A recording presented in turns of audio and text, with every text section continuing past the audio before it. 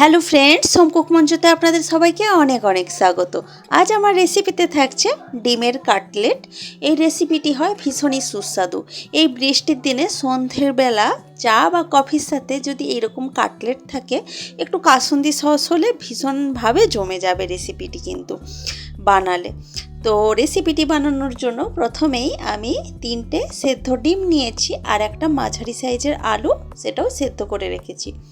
এখন একটা গ্রেটার দিয়ে আমি ডিমগুলো গ্রেট করে নিচ্ছি। ডিম আলু সবই এখন খুব ভালোভাবে এই গ্রেটারটা দিয়ে গ্রেট করে নেব।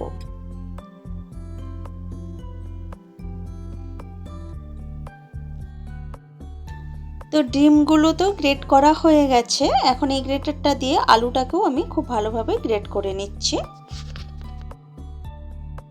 তো এখানে আলু ডিম দুটোই তো ভালোভাবে গ্রেট করে নিলাম। এখন একটা কড়াইতে আমি কিছুটা তেল গরম করতে দিচ্ছি। তেলটা যখন ভালোভাবে গরম হয়ে যাবে, তেলের ওপর আমি দিয়ে দিচ্ছি একটা বড় সাইজের কুচিয়ে রাখা পেঁয়াজ।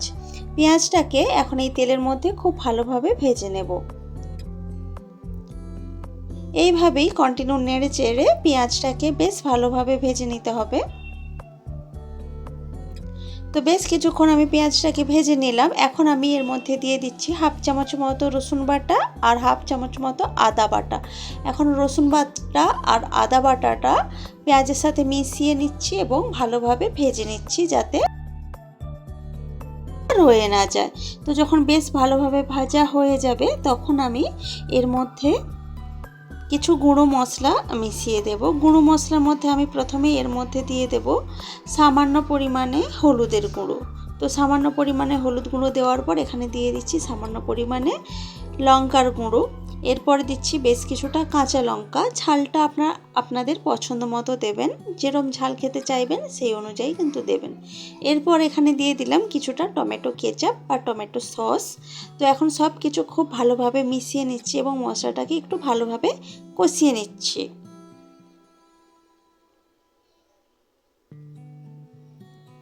তো এইভাবে নেড়ে চেড়ে ভালোভাবে মশলাটাকে কষিয়ে নেওয়ার পর দেখুন তেলটা ছেড়ে ছেড়ে আসছে। এখন আমি এর মধ্যে দিয়ে দিচ্ছি আগে থেকে গ্রেট করে রাখা ডিম আর আলুটা, সেদ্ধ করা ডিম আর সেদ্ধ করা আলুটা যেটা গ্রেট করে রেখেছিলাম সেটাই এখন এখানে দিয়ে দিলাম। তো এখন মশলাটার সাথে এটাকে খুব ভালোভাবে মিশিয়ে নেব।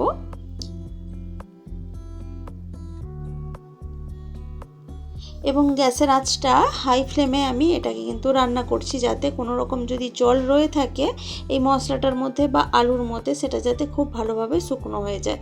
তো এরপর এখানে আমি দিয়ে দিচ্ছি স্বাদ মতো নুন আর কিছুটা গোলমরিচের গুঁড়ো, তার সাথে দিচ্ছি কিছুটা ভাজা মশলার গুঁড়ো করা ভাজা মশলা, আর তারপরে দিলাম কিছুটা ভাজা বাদাম।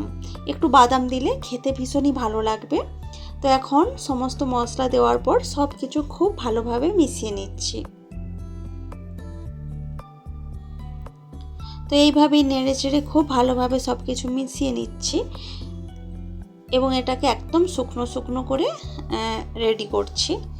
তো একদম শুকনো হয়ে গেলে এটাকে আমি এখন ঠান্ডা করতে দেব। তো এখানে আমি ঠান্ডা করতে দিয়েছিলাম, বেশ ভালোভাবে ঠান্ডা হয়ে গেছে। এখন আমি কাটলেটের শেপটা দেওয়ার জন্য পরিমাণ মতো আলু আর ডিমের যে মিশ্রণটা ছিল ওটা নিয়ে নিচ্ছি। তো এখন হাতের সাহায্যে আপনারা আপনাদের পছন্দ মতো কিন্তু শেপ দিতেই পারেন। তো আমি এরমভাবে শেপটা দিচ্ছি। সাধারণত কাটলেট যেরম টাইপের শেপে হয় আমি সেরমভাবেই দিচ্ছি। আর খুব সহজেই দেখুন শেপটা দেওয়া হয়ে গেছে। এইভাবেই আমি একটা একটা করে সমস্ত কাটলেটের শেপগুলো দিয়ে নেব।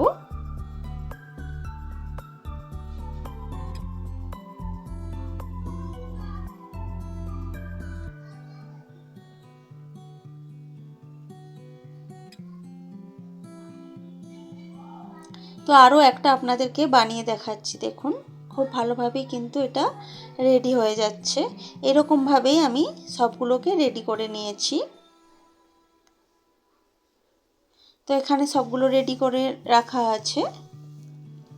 এরপর আমি একটা বাটি নিয়েছি, এর মধ্যে দিয়ে দেব কিছুটা কর্নফ্লাওয়ার। এখানে আমি প্রায় 3 চামচ মতো কর্নফ্লাওয়ার নিচ্ছি। তো কর্নফ্লাওয়ারটা নেওয়ার পর এখানে আমি দিয়ে দেব কিছুটা জল। এখন কর্নফ্লাওয়ারটাকে এই জলের মধ্যে ভালোভাবে গুলে নেব। খুব ভালোভাবে এইভাবেই নেড়ে চেড়ে গুলে নিচ্ছি। যখন ভালোভাবে গোলা হয়ে যাবে তখন আমি এর মধ্যে দিয়ে দেব কিছুটা গোটা গোলমরিচ আমি গুঁড়ো করে রেখেছি। সেই গোলমরিচ গুঁড়োটাকেই এখানে দিয়ে দিয়েছি আর তার সাথে দিয়েছি কিছুটা নুন, যাতে এই কর্নফ্লাওয়ার গোলাটাও যাতে একদমই স্বাদবিহীন না হয় সেই জন্য। তো এটাকে তো রেডি করে রাখলাম। এখন একটা প্লেটের মধ্যে আমি নিয়ে নিয়েছি বিস্কিট গুঁড়ো। এরপর আমি ওই কর্নফ্লাওয়ার যে গোলাটা ছিল ওর মধ্যে ডুবিয়ে তারপর বিস্কিট গুঁড়োতে আমি ভালোভাবে কোট করে নিচ্ছি। আর কাঁটা চামচের সাহায্যে আমি কিন্তু যখন ওই গোলাটার মধ্যে দিচ্ছিলাম তখন কিন্তু কাঁটা চামচের সাহায্যেই আমি পুরোটা উল্টে পাল্টে দিয়েছি। এতে করে হাতটা ভিজে যাবে না, এতে করে বিস্কিট গুঁড়োটা ভালোভাবে কোট করতে সুবিধে হবে। তো এইভাবেই আমি দেখুন রেডি করে নিয়েছি একটা কাটলেট। খুব ভালোভাবে ডবল কোট করেছি, এতে করে ভীষণই বাইরে থেকে ক্রাঞ্চি হয় এবং ভিতর থেকে একদম নরম জুসি একটা কাটলেট হয় রেডি। তো একটু ডবল কোট করে নিলে খেতে কিন্তু বেশি ভালো লাগে, দেখতেও ভালো লাগে বেশি।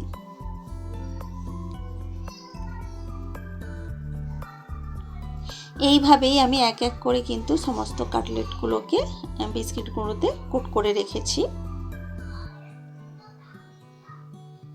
তো এখানে দেখুন সমস্ত কাটলেটগুলোকে কোট করে রাখা হয়ে গেছে, রেডি করে রেখেছি এখানে। এখন এগুলোকে ভালোভাবে ভেজে নিতে হবে। তো ভালোভাবে ভেজে নেওয়ার জন্য এটা কিন্তু আমি সাদা তেলে ভাজবো, তার জন্য একটা কড়াই ভালোভাবে গরম করতে দিয়েছি। কড়াইটা যখন বেশ কিছুটা গরম হয়ে যাবে তখন আমি এর মধ্যে দিয়ে দিয়েছি পরিমাণ মতো সাদা তেল। সাদা তেলটাও কিছুটা গরম হয়ে যাওয়ার পর এখানে গ্যাসের আঁচটা মিডিয়াম করে দিয়ে তারপর আমি এক এক করে কাটলেটগুলো ছেড়ে দিচ্ছি তেলের মধ্যে। একসাথে খুব বেশি দিচ্ছি না, কড়াইয়ের মাপ যেমন সেই অনুযায়ী আপনারা দিতে পারবেন। তো আমি 3টে দিয়েছি। এখন একটু গরম তেলটাও ওপর থেকে ভালোভাবে ছিটিয়ে দিচ্ছি, এতে করে খুব ভালোভাবে ভাজা হবে। তো দেখুন আরও একটা আমি অ্যাড করলাম কাটলেট। এখন 4টে কাটলেটকে একসাথে ভেজে নেব। যখন একটা দিক ভালোভাবে লালচে সুন্দর কালার ধরে যাবে তখন উল্টে দেব আমি অন্য দিকটা ভালোভাবে ভেজে নেওয়ার জন্য। আর নিশ্চয়ই দেখতেই পাচ্ছেন কালারটা কতটা সুন্দর এসেছে। যখন দুদিক থেকে এরকমভাবে সুন্দর কালার ধরে যাবে তখনই কিন্তু নামিয়ে নিতে হবে। তো আমি দেখুন এক এক করে কিন্তু তুলে রাখছি। আর দুদিক থেকেই খুব সুন্দর কালার ধরে গেছে কাটলেটগুলোকে। এর থেকে বেশি টাইম রাখলে এগুলো পুড়ে যাওয়ার সম্ভাবনা থাকে। তো দেখুন এইভাবেই আমি সমস্ত কাটলেটগুলোকে ভেজে নিয়েছি। আর দেখতে কিন্তু ভীষণই সুন্দর হয়েছে। সন্ধ্যাবেলার এইরকম বৃষ্টির একটা ঠান্ডা ঠান্ডা মৌসুমে কিন্তু এইরকম চা বা কফির সাথে এই রকম কাটলেটের রেসিপি কিন্তু ভীষণ ভালো যায়। তো রেসিপিটি আপনাদের কেমন লেগেছে কমেন্ট করে অবশ্যই জানাবেন। ভালো লাগলে লাইক কমেন্ট শেয়ার করবেন এবং প্লিজ আমার চ্যানেলটি সাবস্ক্রাইব করে আমার পাশে থাকবেন। তো আজকের ভিডিওটা এ পর্যন্তই থাক। দেখা হচ্ছে অন্য কোনো দিন অন্য কোনো ভিডিওতে অন্য কোনো রেসিপির সাথে। তো আজকের মতো টাটা বাই বাই।